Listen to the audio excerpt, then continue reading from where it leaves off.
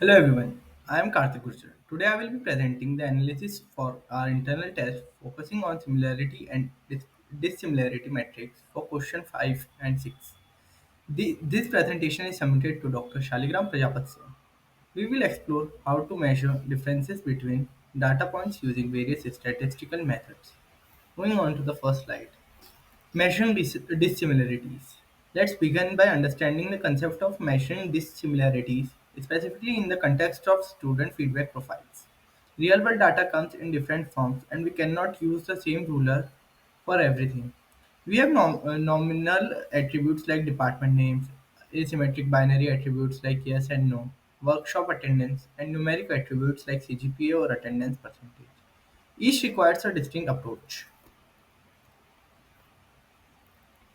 We broke down the specific metrics used for the this attributes type for nominal data, which are just categorized. We use a simple matching. It's binary; either they are the same or they are not. For asymmetric binary data, where yes matters more than no, we use Jacquard distance. And for standard numeric data, we rely on mathematical gap measures like Euclidean or Manhattan distances. Calculating distances. Now, applying this to question 6, we were given two specific student profiles, student A and student B, with four numeric attributes: mentoring hours, reviews, assignments, and infrastructure usage. Our goal is to calculate the mathematical distance of or difference between these two students using multiple methods.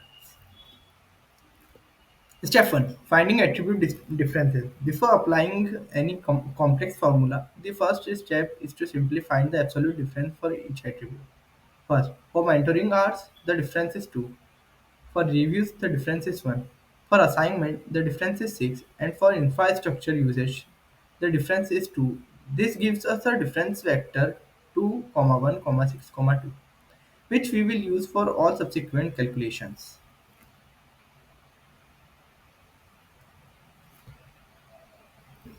Euclidean distance. First, we calculate the Euclidean distance. This is a standard straight line distance we learn in geometry.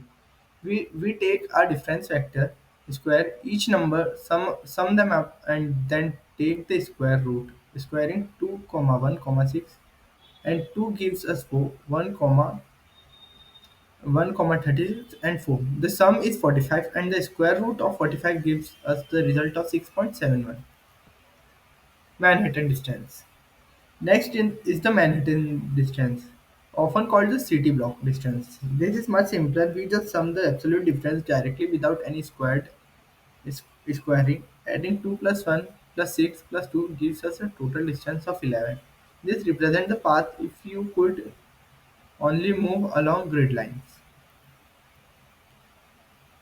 Minkowski distance. Third, we calculate the Minkowski distance. This is a generalized metric, and for this problem, we used a parameter of h equal 3. This means we cube the differences, sum them, and then take the cube root.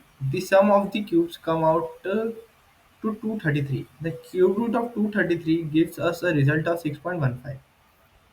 Next, supreme distance. Fourth is the supreme distance, also known as the Chebyshev distance. This metric looks for the single largest difference in any one dimension. Looking at a difference vector of 2, 1, 6, 2, the largest value is clearly 6 from the assignments attribute. Therefore, the supreme distance is simply 6. Next, summary of calculation. To summarize our analysis,